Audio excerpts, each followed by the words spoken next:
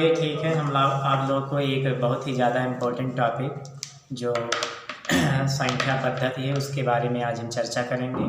संख्या पद्धति से रिलेटेड इसमें जैसे हम आज आपको पढ़ाएंगे प्राकृतिक संख्या क्या होती है, पूर्ण संख्या, भाज्य संख्या, अभाज्य संख्या, सम संख्या, विषम संख्या, परमेय संख्या, अपरमेय संख्याओं के बारे में आज हम चर्चा करेंगे।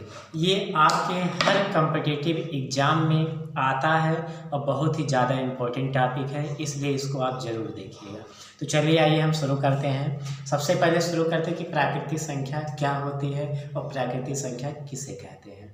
ठीक है, देखते हैं। जैसे हम बात करें यहाँ पे प्राकृतिक संख्या, अगर हम प्राकृतिक संख्या की बात करें तो सिंपल से शब्दों में आपको समझना, वह संख्या जिसको गिना जा सके, गिना जा सके। जैसे आपकी जहाँ से गिनती शुरू होती वही आपकी क्या है, प्राकृतिक संख्या है। जैसे देखते हैं 1, 2, 3, 4, ये सब आपकी कौन सी संख्या होगी, प्राकृतिक संख्या।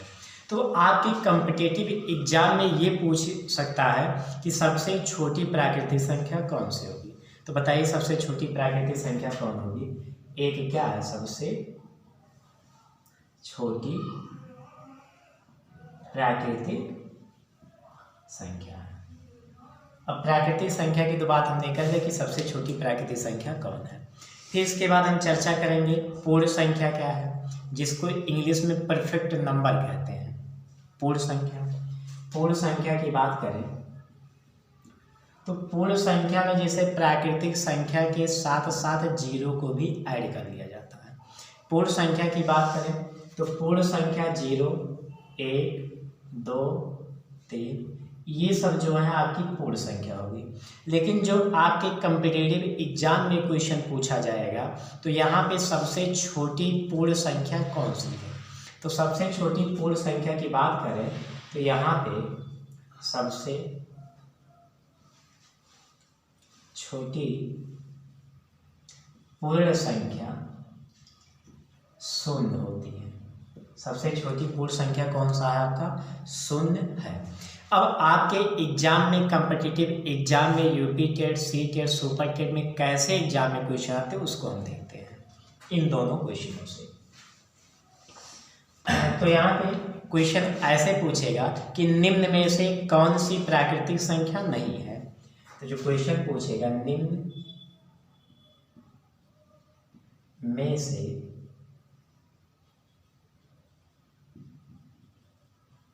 प्राकृतिक संख्या नहीं है।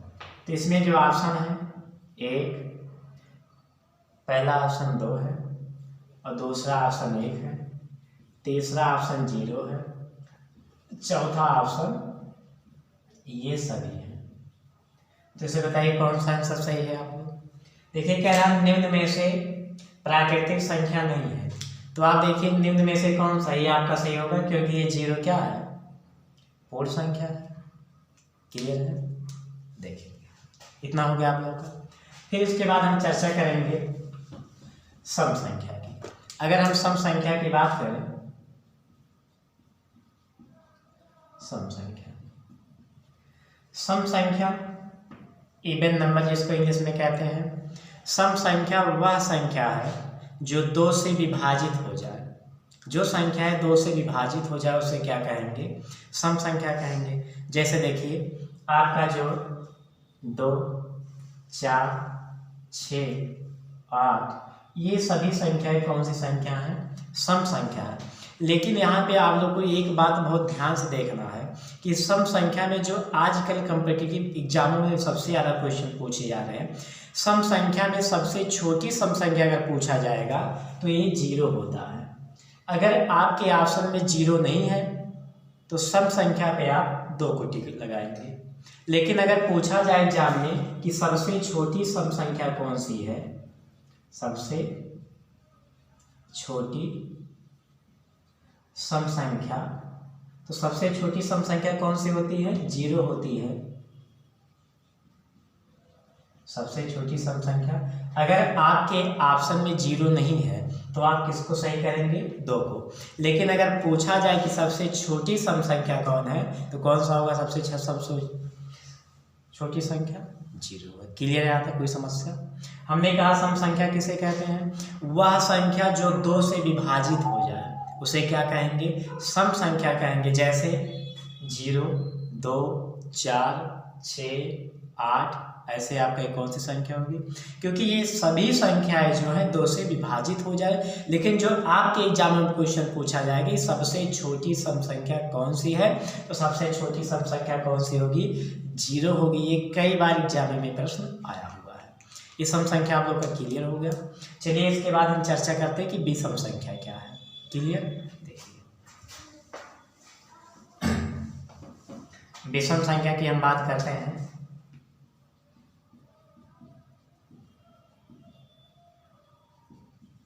विषम संख्या जिसको इंग्लिश में कहते हैं ऑड नंबर। विषम संख्या की अगर हम बात करें, विषम संख्या वह संख्या जो 2 से नहीं विभाजित होती है। वह संख्या जो 2 से विभाजित ना हो उसे क्या कहेंगे? विषम संख्या कहेंगे। जैसे 1, 3, 5, 7, 9, ये सब कौन सी संख्याएं होंगी? विषम संख्या होंगी। क्योंकि ये सभी संख्याएं 2 से विभाजित नहीं होंगी, तो ये कौन सी संख्याएं कहलाएंगी? विषम संख्या। अगर यहां से प्रश्न आ जाए कि सबसे छोटी विषम संख्या, तो सबसे छोटी विषम संख्या कौन सी बताइए आप लोग? 1। तो सबसे छोटी विषम संख्या कौन सा है? 1। ये भी टॉपिक आप लोग का क्लियर हो गया है। ठीक है। अब इसके बाद हम चर्चा करते हैं अभाज्य संख्या की। चर्चा करते हैं कि आपका अभाज्य संख्या क्या है। इसको लिख लेंगे आप लोग। अभाज्य संख्या की चर्चा करते हैं। इसमें सबसे ज्यादा इंपॉर्टेंट आपका अभाज्य संख्या है, और यहाँ से कैसे कैसे क्वेश्चन पूछते हैं उसको हम बता रहे हैं। देखेंगे अभाज्य संख्या।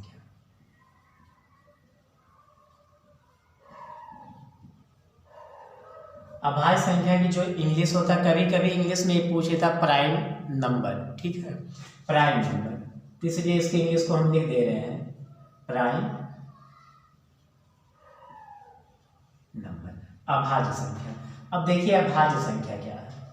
अभाज्य संख्या का पहले हम आपको डिफिनेशन बता दें। वह संख्या जो 1 से बड़ी हो, वह संख्या जो 1 से बड़ी हो, 1 से विभाजित हो या फिर स्वयं से विभाजित हो, तो ऐसी संख्याएं को क्या कहलाएंगी? अभाज्य संख्या कहलाएंगी। तो हमने कहा वह संख्या जो 1 से बड़ी हो।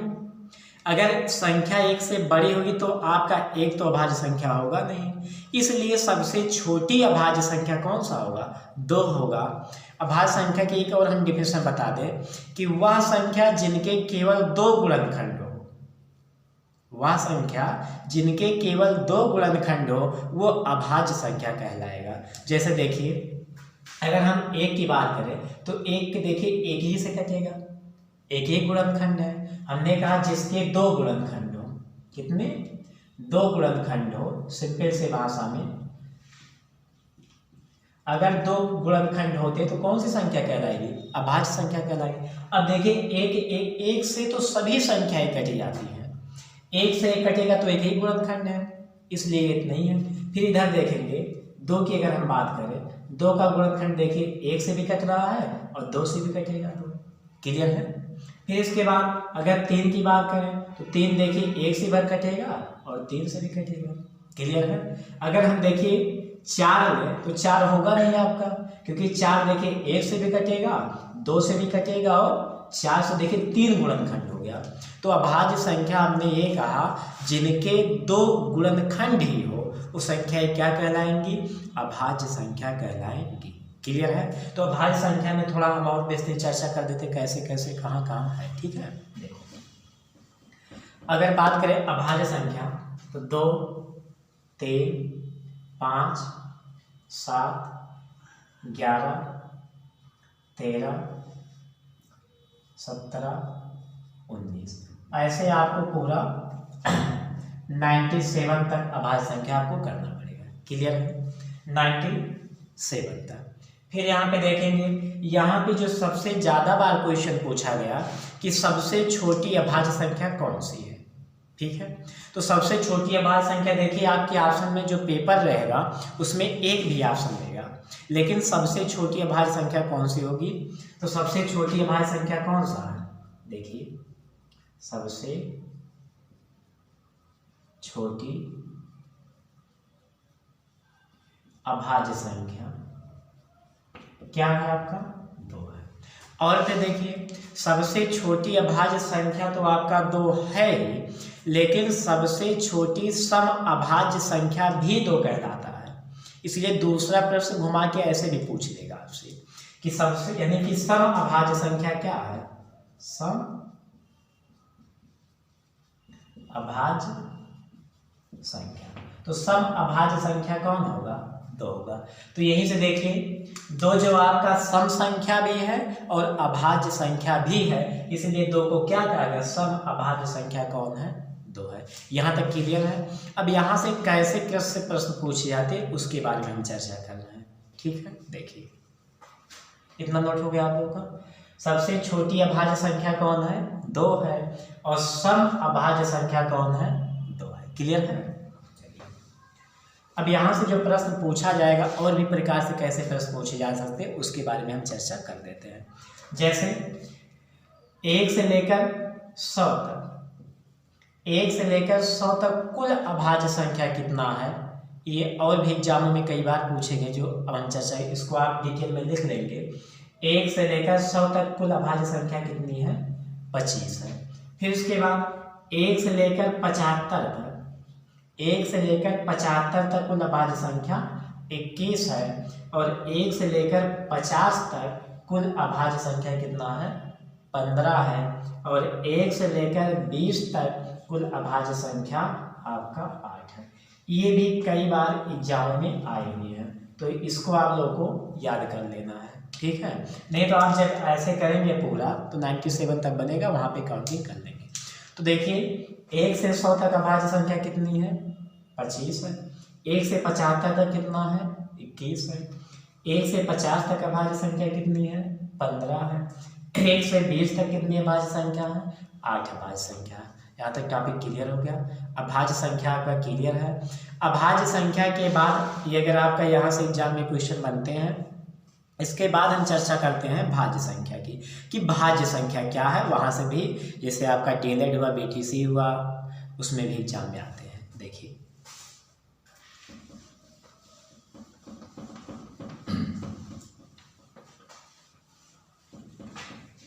चलिए हम चर्चा करते हैं भाज्य संख्या की, कि आपका भाज्य संख्या क्या है। भाज्य संख्या, भाज्य संख्या की अगर हम सिंपल में बात करें तो जिनके 2 से अधिक गुणनखंड हो। 2 से अधिक गुणनखंड का मतलब ये है कि 3 भी हो सकता है, 4 भी हो सकता है और 5 भी हो सकता है। तो आपको कुछ नहीं करना, यानी कोई भी संख्या हो अगर उसके 2 से अधिक गुणनखंड होते हैं तो आपका वह भाज्य संख्या कहलाएगा। जैसे अगर हम बात करें यहाँ पे 4 देखिए 1 से भी कटेगा, 2 से भी कटेगा और 4 से भी कटेगा। क्लियर है ना। तो देखिए 4 क्या हुआ, भाज्य संख्या हुआ। लेकिन अगर आपके दिमाग में अगर सवाल चल रहा हो कि सर 3 हो सकता है, तो 3 देखिए 3 1 से कटेगा या फिर 3 से, तो 2 ही गुणनखंड है। कहने का मतलब भाज्य संख्या जिनके कितने गुणनखंड हो, यानी गुणनखंड कितने हो, अगर गुणनखंड 3 होते हैं, 2 से अधिक होते हैं, 2 से अधिक गुणनखंड हुए तो क्या कहलाएगा आपका भाज्य संख्या। क्लियर है। तो यहाँ से सवाल बनता है कि सबसे छोटी भाज्य संख्या कौन सा होगा। आपके एग्जाम में आया भी हुआ एक क्वेश्चन। ठीक, तो सबसे छोटी भाज्य संख्या कौन सी होगी, 4। क्लियर है। सबसे छोटी भाज्य संख्या कौन सी होगी, 4। अब इसी के बारे में पूरा हम देख लेते कैसे क्या है। देखेंगे 4 है, फिर उसके बाद आप देखिए 6 भी होगा, क्योंकि 6 आपका 1 से भी कटेगा, 2 से भी कटेगा, 3 से भी कटेगा और 6 से भी कटेगा। क्लियर है। और हमने कहा भाज्य संख्या वह होगा जिनके 2 से अधिक गुणनखंड होंगे, कौन सी संख्या कहलाएगा, भाज्य संख्या के। क्लियर है यहाँ पर। 6 होगा, फिर इसके बाद देखेंगे 6 होगा, 8 भी होगा, फिर उसके बाद 10 भी होगा, ऐसे आप भाज्य संख्या निकालने जाएंगे। ठीक है। अब इसके बाद हम चर्चा करते हैं परिमेय संख्या क्या है और अपरिमेय संख्या क्या है। यहाँ से कई बार रिपीटेड में और सुपर टेट में भी प्रश्न आए हुए हैं, देखते हैं उसमें। परिमेय संख्या की बात करते हैं। परिमेय संख्या की अगर हम बात करें,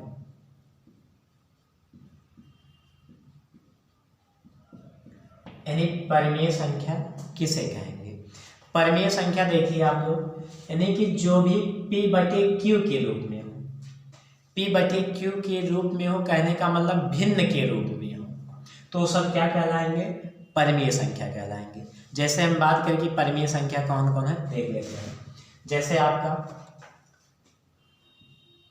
5/6, 6/7, ये सब कौन सी संख्या कहलाएंगी, परिमेय संख्या कहलाएंगी। क्लियर है यहाँ तक। या फिर हम कह दें ये सब कौन सी संख्याएं कहलाएंगी, परिमेय संख्या कहलाएंगी।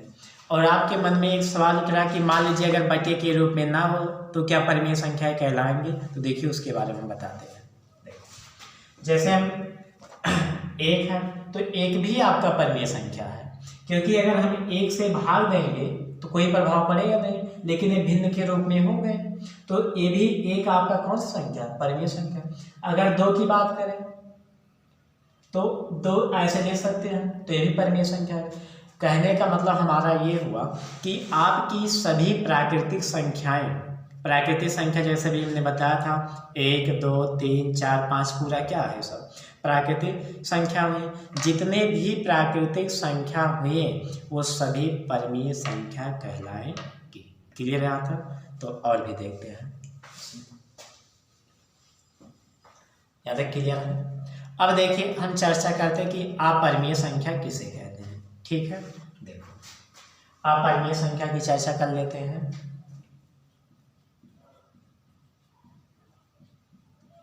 अपरिमेय संख्या, अब देखिए अपरिमेय संख्या क्या है, जिसे बटे के रूप में ना लिखा जा सके, जिसे भिन्न के रूप में ना लिखा जा सके। क्लियर है। तो भिन्न के रूप में ना लिखा, जैसे हम देखें, अगर आपको हम बताएं तो सबसे ज़्यादा बार जो आपके यूपी टेट में क्वेश्चन पूछा गया है वो क्वेश्चन ऐसे पूछा गया, जैसे देखिए पाई कौन सी संख्या है, पाई कौन सी संख्या है, तो पाई आपका जो है, पाई आपका अपरिमेय संख्या है। ये आपके यूपी टेट में कई बार क्वेश्चन पूछा गया है। पाई क्या है, अपरिमेय संख्या है। लेकिन अगर क्वेश्चन में दे दिया 22/7 कौन सी संख्या है, आपके मन में सवाल उठ रहा होगा। अब देखिए पाई तो आपका अपरिमेय संख्या हुआ, लेकिन अगर सवाल में आपका 22/7 दे दिया कौन सी संख्या है, तो 22/7 जो है आपका परिमेय संख्या है। क्लियर है आपका। ये कई बार आपके यूपी टेट में एग्जामों में आया हुआ है कि पाई क्या है, अपरिमेय संख्या है। लेकिन अगर 22/7 दे देगा तो ये कौन सी संख्या कहलाएगी, ये परिमेय संख्या कहलाएगी। क्लियर आता है। और भी देखो, और फिर वह संख्या जिनका पूर्ण वर्ग ना निकाला जा सके, जिनका पूर्ण वर्ग ना निकाला जा सके वो भी अपरिमेय संख्या कहलाएंगे। जैसे पूर्ण वर्ग की अगर हम बात करें, जैसे यहाँ पे देखिए √3 है, √3 का आप पूर्ण वर्ग नहीं निकाल पाएंगे, इसलिए कौन सी संख्या है, अपरिमेय संख्या। अगर हम यहाँ पे लिखें √4 का आप पूर्ण वर्ग निकाल लेंगे तो √4 का जब निकालेंगे क्या होगा, 2, इसलिए √4 जो है ये अपरिमेय संख्या नहीं बल्कि कौन सी संख्या है, परिमेय संख्या। समझ में आ गया होगा। अब इसी के आधार पे हम बता दें। क्लियर है आपका। अब √3 हुआ, √5 हुआ, क्लियर है। अब लिख दें √18, तो इसका भी आप पूर्ण वर्ग नहीं निकाल पाएंगे। क्लियर है यहाँ तक। तो कहने का मतलब हमारा ये है जिनका पूर्ण वर्ग ना निकाला जा सके, पूर्ण वर्ग ना निकाला जा सके उसे क्या कहेंगे, अपरिमेय संख्या कहेंगे। यहाँ तक बातें क्लियर हुई। चलिए ठीक है, अब अगले वीडियो में, ठीक।